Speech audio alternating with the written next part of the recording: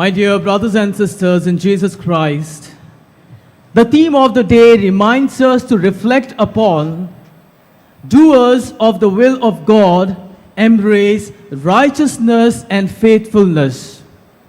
Just want to pose a question to all of us gathered here. Are you sure or are we aware of how to do the will of God? Including me, sometimes it becomes difficult. When God doesn't truly come and tell us, this is what I want you to do, it becomes difficult to know what truly God wants from each one of us. And yet, Jesus says clearly to each one of us today, do the will of my Father. Do what He says to you. We are called to do God's will. I recall reading this story about a king and a slave. Now this slave had one habit, and all along, no matter what happens, no matter what situations came, he would always say this, and he would say, everything that God does is perfect. And the king would always be annoyed whenever this slave would say this. One day, when this king and this slave had gone for the hunt, unexpectedly, a wild animal comes and attacks them. In the meanwhile, when the king is grappling with the wild animal, the slave comes and shoos away the animal. Not truly being grateful for the slave for what he has done, the king says, you say whatever your God does is perfect. Where is your God? Why did he allow the animal to attack me? And the slave only looks at him and says, I do not know why God allowed this to happen.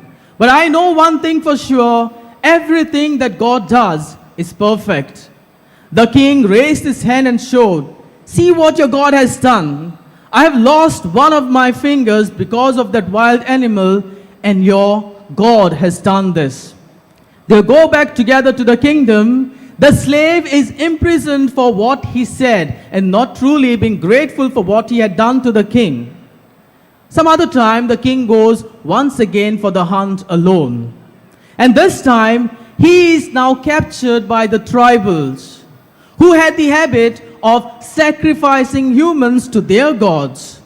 Now, as they catch him and take him, they're about to sacrifice him on their altar. They notice that one of his finger is missing. And they began to say to one another, this is not a pure man. He is injured. We cannot sacrifice something that is impure, and they release him. The king comes back to his kingdom, releases the slave and says, truly, your God is amazing. It's because of the missing finger I was saved today. But tell me one thing, he asked the slave, why did your God allow you to be in the prison? If he was so good, why did he allow you to be in the prison?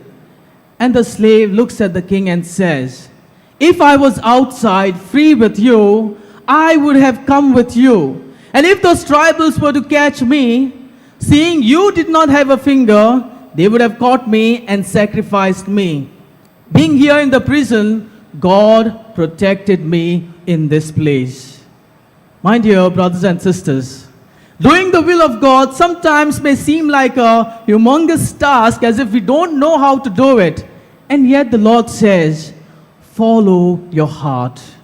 Follow what you are meant to be.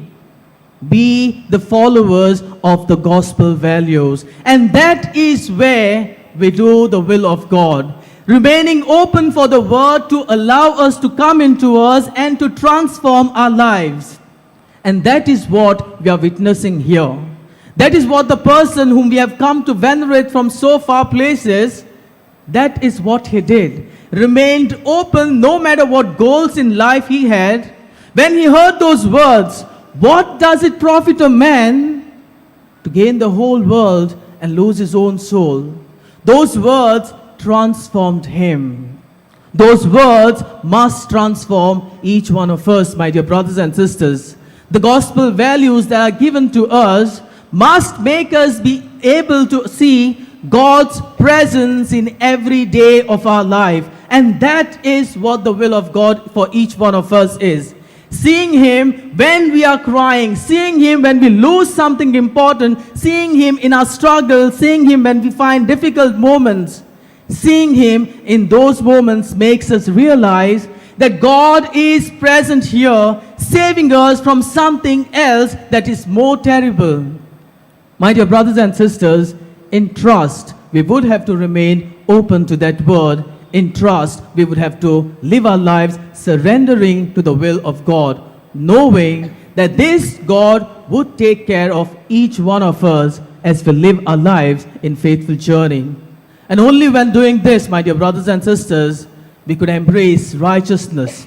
And that righteousness means, in simple words, standing in right relationship with our God, doing what our God wants us to do and living that life righteously. During this Eucharist, my dear brothers and sisters, we pray for the same grace, that God may give us the grace to be righteous and being able to do the will of God.